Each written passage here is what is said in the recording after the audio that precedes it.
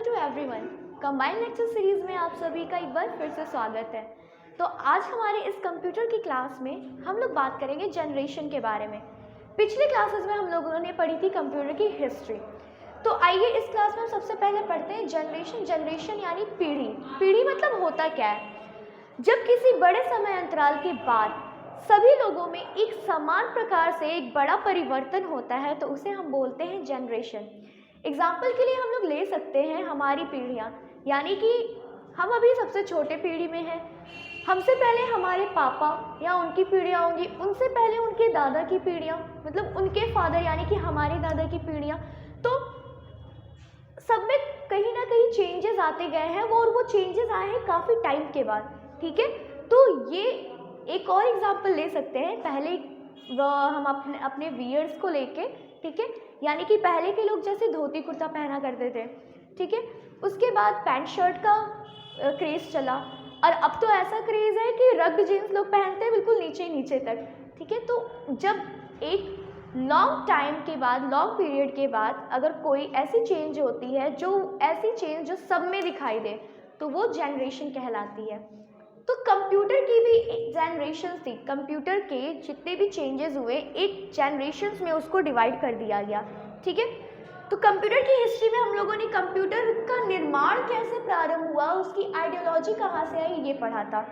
अब कंप्यूटर की पीढ़ी को लिटरली तो लोग 5 पार्ट्स में डिवाइड करते हैं, मेनली 5 जनरेशन्स होते हैं, लेकिन हम इंक्लूड करेंगे इसमें 6 जनरेशन्स। कैसे, आइए देखते हैं।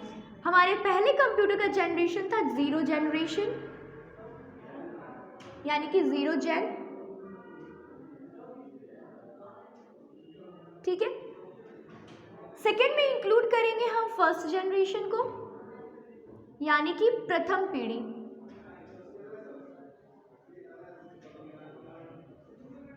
Sorry, generations. थर्ड में इंक्लूड करेंगे सेकेंड जनरेशन।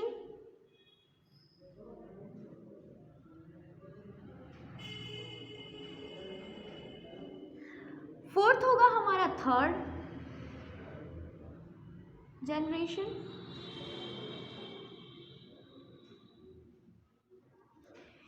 इसके बाद 5th नंबर पे हम बात करेंगे 4th जनरेशन की।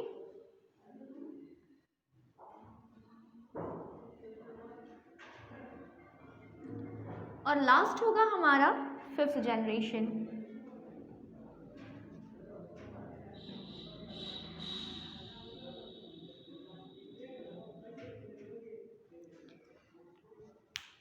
अब इसका समय अंतराल क्या क्या था उसके बारे में बात करते हैं। तो 0 जनरेशन हमारा बेसिकली स्टार्ट हुआ था तब जब अबेकस का निर्माण हुआ। ठीक है, और बेसिकली इसके फिक्स टाइम को कहीं भी डिफाइन नहीं किया गया है। हर जनरेशन की अलग अलग बुक्स में अलग अलग टाइम पीरियड को डिफाइन किया गया है। तो बेसिकली इसको डिफाइन किया गया है 1642 टू 1945। फर्स्ट जनरेशन हमारा 1945 से ही स्टार्ट हुआ, ये चला 1955 और 1954 तक।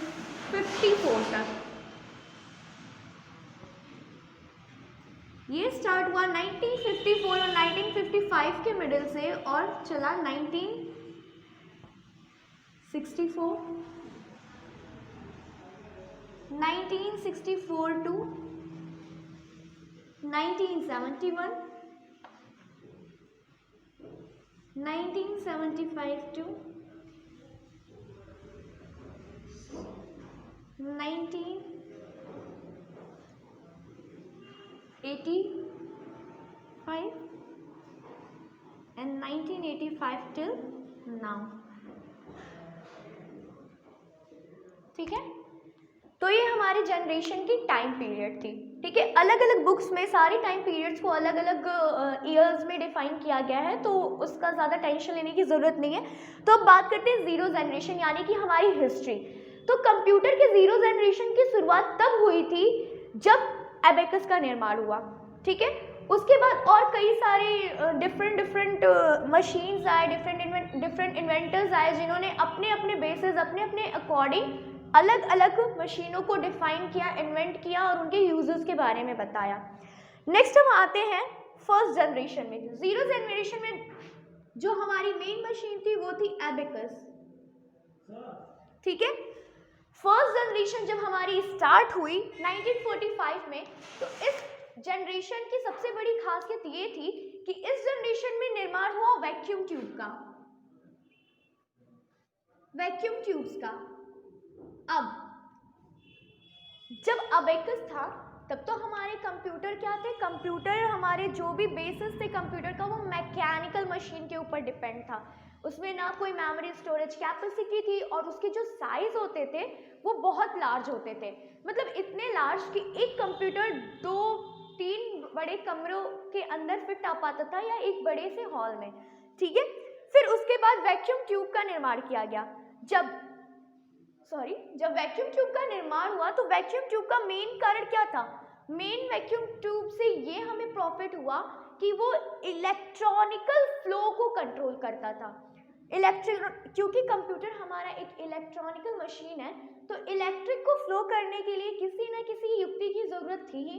तो फर्स्ट जनरेशन में इस युक्ति का निर्माण किया गया, ठीक है। और हमारा पहला इलेक्ट्रॉनिकल कंप्यूटर इसी जनरेशन में बना गया जिसे बोला गया एनिएक, ठीक है। तो जो हमारे चार्ल्स बेबेज और भी जितने साइंटिस्ट थे वो हमारे इस फर्स्ट जनरेशन में इंक्लूड किए जाते हैं, ठीक है। अब बात करते हैं सेकेंड जनरेशन की। जब हमारा फर्स्ट जनरेशन खत्म होता है तो सेकेंड जनरेशन की शुरुआत वहां से होती है जब निर्माण होता है ट्रांजिस्टर्स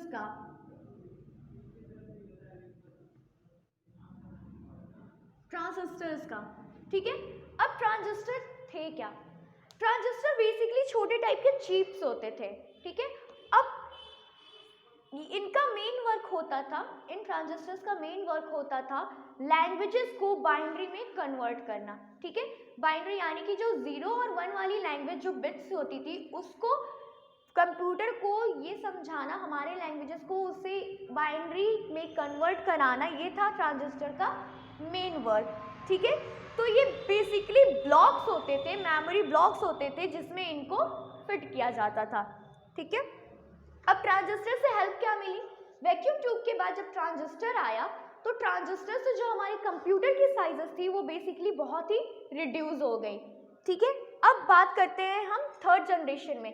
तो थर्ड जनरेशन में निर्माण हुआ आईसी का, आईसी यानी कि इंटीग्रेटेड सर्किट,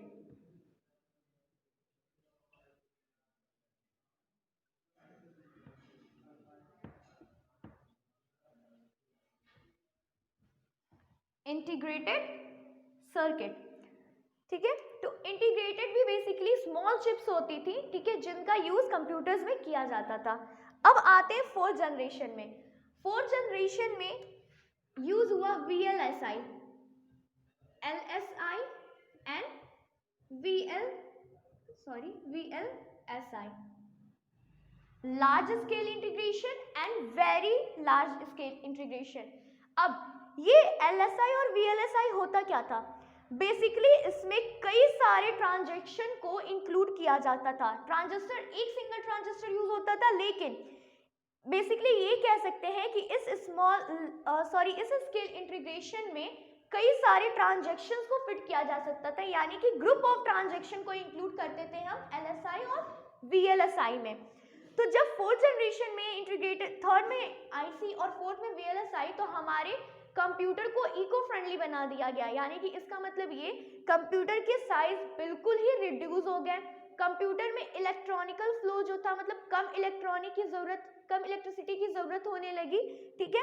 और उस कंप्यूटर ऐसा कंप्यूटर बन गया जिसे बेसिकली सब लोग यूज कर सकते थे।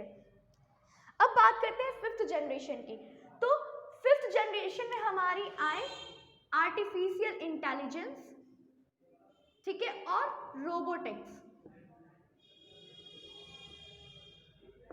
ठीक है। तो आज के डेट में आप सभी जानते हो कि रोबो होता क्या है। तो रोबो एक आर्टिफिशियल ह्यूमन होता है, मतलब एक ऐसा ह्यूमन जिसके पास खुद का तो इंटेलिजेंस नहीं होता, लेकिन वो ह्यूमन के इंस्ट्रक्शंस पे काम करता है, ठीक है। हम उसे जो भी डेटा देंगे, जो भी इंफॉर्मेशन देंगे या जो भी कमांड देंगे वो हमारे बेसिस पे वर्क करेगा, ठीक है। और ये डेवलप भी किसने किया है? ह्यूमन ने, यानी हम लोग डेवलप करते हैं और हमारे कमांड के बेसिस पे वो वर्क करता है और हमसे भी ज़्यादा तेजी से और बेटर तरीके से वर्क करता है, ठीक है। तो बेसिकली आज हमने समझा कंप्यूटर के जनरेशन के बारे में, यानी सबसे पहले एबेकस, पास्कल एंड एसेट्रा जैसी मशीन्स आई, फिर उसके बाद जो कि मैकेनिकल हुआ करती थी, फिर उसके बाद आया हमारा वैक्यूम ट्यूब। वैक्यूम ट्यूब क्या करता था? इलेक्ट्रॉनिकल फ्लो को क्या करता था? कंट्रोल करता था, यानी कि तब फर्स्ट जनरेशन में हमारे कंप्यूटर इलेक्ट्रॉनिक मशीन में कन्वर्ट हो चुका था। फिर ट्रांजिस्टर आया, ठीक है। उसके बाद हमारा थर्ड जनरेशन में आया आईसी, इंटीग्रेटेड सर्किट। फिर एलएसआई और वीएलएसआई को प्रोड्यूस किया गया, उसका निर्माण किया गया, और लास्ट में आए हमारे आर्टिफिशियल इंटेलिजेंस और रोबोटिक्स। तो स्टार्टिंग से लेके अब तक सारी जनरेशन को आप समझ चुके हैं। अगर इसके रिगार्डिंग आपको कोई भी डाउट हो तो कमेंट सेक्शन में आप मुझसे पूछ सकते हैं।